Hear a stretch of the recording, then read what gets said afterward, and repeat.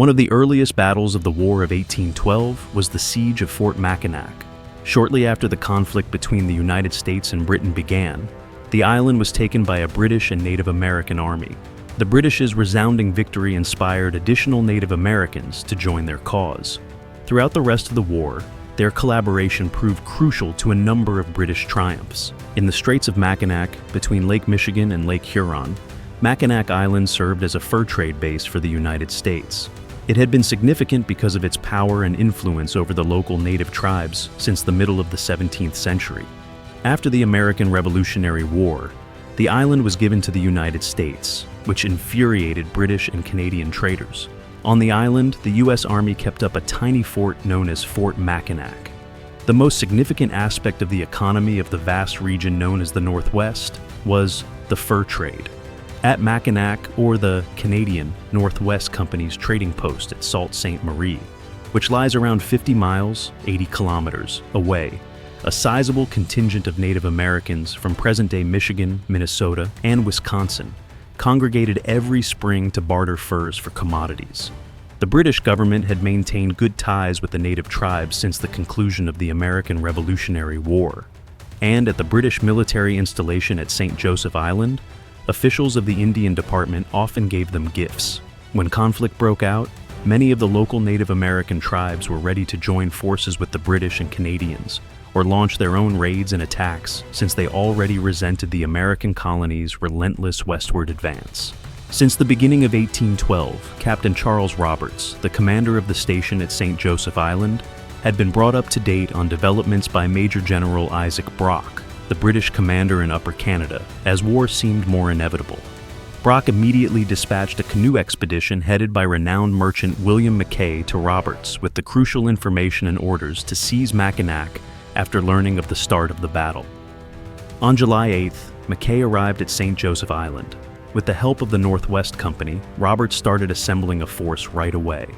It included 3 members of the Royal Artillery, 47 British soldiers from the 10th Royal Veteran Battalion, which Roberts later said was debilitated and worn down by unconquerable drunkenness, 150 fur traders and voyageurs from Canada or the Métis, part Indian, who were on the island to trade skins, 300 Ojibwa, Chippewa, or Ottawas who were there to exchange skins, and 110 Sioux, Menominee, and Winnebago who had been enlisted from modern-day Wisconsin by Indian agent Robert Dixon.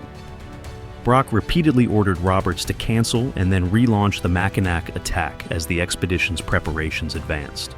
Roberts was also instructed to focus on protecting St. Joseph Island by Colonel Edward Baines, the Adjutant General for the British forces in Canada. However, on July 15th, Brock gave Roberts additional directives that gave him more latitude. Roberts quickly set off, fearing that if the Native American contingents were not permitted to attack, they might wander away. His army was loaded onto 10 bateaux, 70 war canoes, and the Northwest Company's armed vessel Caledonia, located on a limestone ridge overlooking the harbor near the island's southeast tip. Fort Mackinac was a stockaded masonry fort.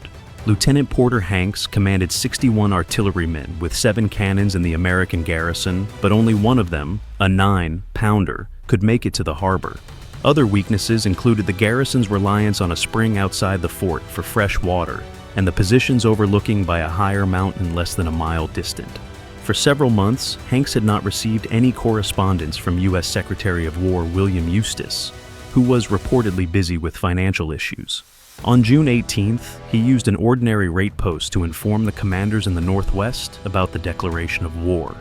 After realizing the significance of the news, the postmaster in Cleveland, Ohio, hired an express rider to deliver it to Brigadier General William Hull, who was moving toward Detroit. However, it was too late to prevent Hanks and Hull from being caught off guard by the start of the conflict. Hanks had heard rumors of strange activity at St. Joseph Island, but he was not aware of what was happening elsewhere. He dispatched Michael Dusman, a fur trader with a militia officer commission, to look into the matter. Dusman reportedly switched sides immediately when the oncoming British army grabbed his boat. Roberts's army landed early on the morning of July 17th in a village subsequently dubbed British Landing on the north end of the island, 2 miles, 3.2 kilometers from the fort. After learning from Dusman that the Americans at Mackinac were ignorant of the start of the war, before sending a telegram requesting the fort's surrender under a flag of truce.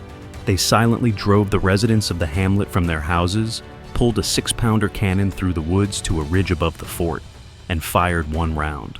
Hank's unit was already at a tactical disadvantage after being caught off guard. 3 of the villagers, who substantially inflated the number of natives in Roberts's troop, had flown the flag of truce. Hanks gave up without a fight because he was afraid the natives would slaughter him. After being captured, the fort's garrison was freed on parole, agreeing not to fight for the rest of the war. The majority of the island's residents chose to take an oath of loyalty to the United Kingdom, but they also had a month to depart. Roberts detained 20 suspected British citizens and 3 British Army deserters. Although Roberts bought a number of bullocks to feed the natives and expropriated the items at a government trade post and storehouses owned by the United States, there was no looting. In order to concentrate their forces at Mackinac Island, the British left their own fort at St. Joseph Island. The Ottawa contingent had presumably kept their distance from the other natives in the area. Later, they scattered together with the majority of Chippewas. At least some of the Western Indians, those who were recruited from Wisconsin and other Western territories, moved south to Fort Amherstburg to join Tecumseh's soldiers. On August 3rd, American Brigadier General Hull withdrew from his assault of Canadian land and retreated to Detroit due to the mere prospect of their presence. A number of native groups, including the Wyandots near Detroit, who had previously been neutral or favorable to the Americans, changed their allegiance to the British cause after learning of Mackinac's defeat. Their animosity had an impact on the United States capitulation during the siege of Detroit shortly after.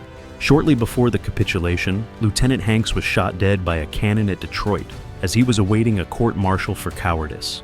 Before a sizable American army was sent to recapture the region in 1814, British rule over Fort Mackinac and northern Michigan was not severely contested. But at the Battle of Mackinac Island and the battles on Lake Huron, the American army lost.